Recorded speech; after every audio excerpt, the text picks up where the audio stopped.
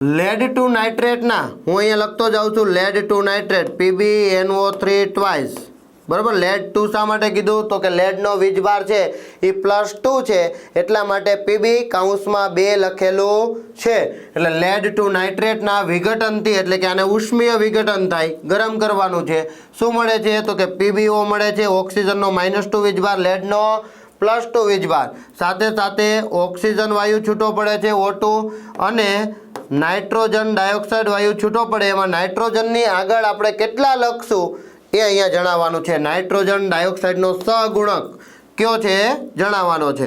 તો સૌપ્રથમ અહીંયા 3 દુ 6 છે એટલે 2 4 અહીંયા 5, તો આને પહેલા બેકી સંખ્યામાં લાવવા પડે એટલે 2 મૂકી દીધા એટલે લેડના કેટલા અણુ થઈ ગયા તો કે 2 Pb2 ઓક્સિજન તો કે 3 દુ 6 6 દુ 12 ઓક્સિજન।